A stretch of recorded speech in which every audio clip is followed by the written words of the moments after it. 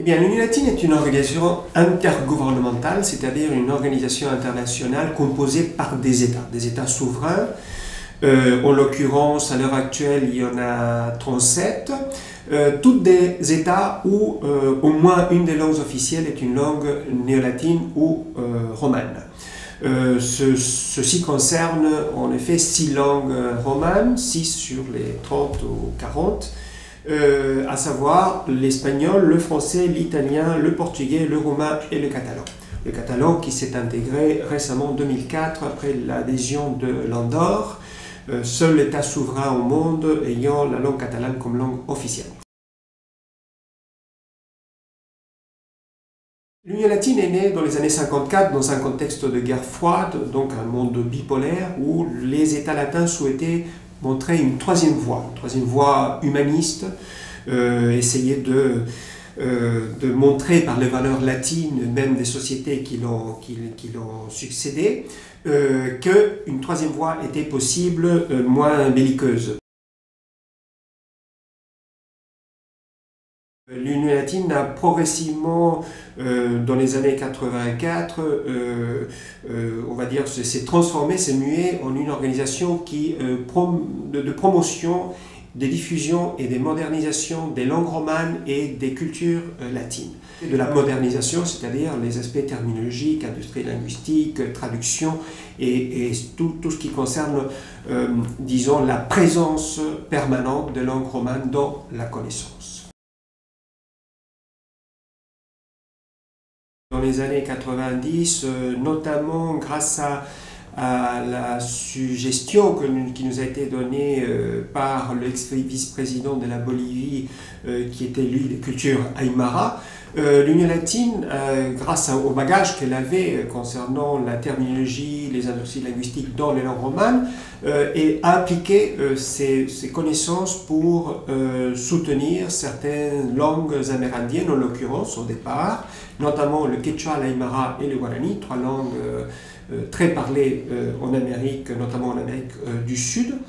Et on constituait un grand vocabulaire. Quand je dis un, en fait il y en avait 3 grands vocabulaires avec un ensemble de 10 000 concepts, soit 60 000 termes, dont la santé, la biodiversité et l'agroalimentaire, avec toutes les variantes qu'ont ces langues. Comme vous le savez, la langue quechua a quelques dizaines de variantes régionales, de même l'aymara et le guarani notamment.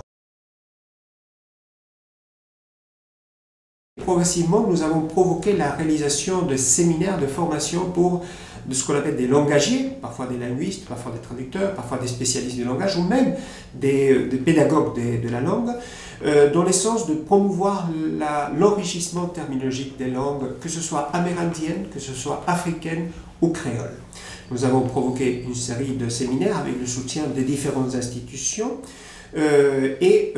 Ceci a permis la réalisation de certains vocabulaires parce que nous considérons que si une langue n'a pas les éléments pour décrire le comportement quotidien, cette langue elle risque de mourir. Et par exemple, concernant les populations dont nous parlons, notamment le vocabulaire administratif, le vocabulaire de la justice, du commerce, de la santé, tous ces vocabulaires sont nécessaires pour que les langues puissent vivre, puissent exprimer les réalités du quotidien.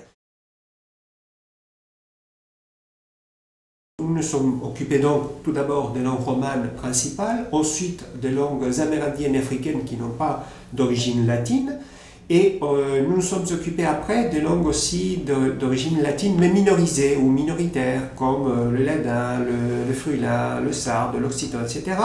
en créant un réseau de langues latines minoritaires où nous avons promu la réalisation de plusieurs vocabulaires spécialisés dans ces langues, ainsi que la formation aux techniques terminologiques.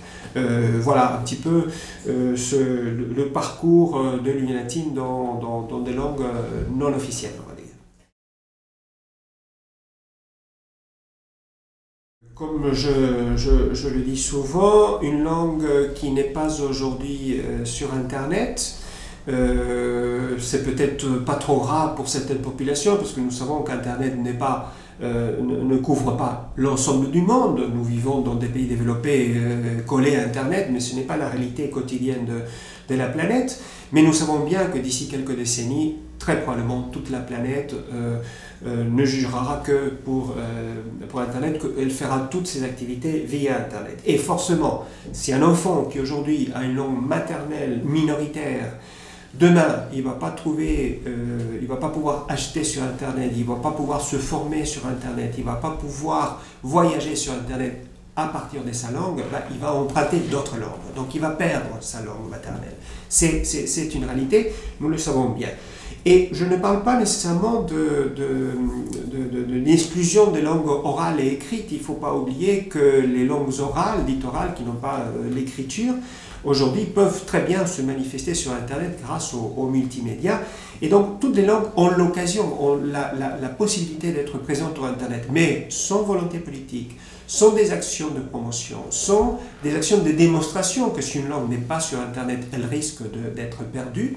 Nous n'allons pas très loin. Donc notre enjeu aujourd'hui, c'est plutôt de montrer un petit peu toutes les conséquences de la numérisation de notre monde, de la présence sur le cyberespace, et nous travaillons beaucoup sur ce secteur avec un réseau mondial de la diversité linguistique à l'heure actuelle, et notamment pour montrer quels sont les enjeux de la diversité linguistique, quels sont les enjeux du multilinguisme dans le cyberespace.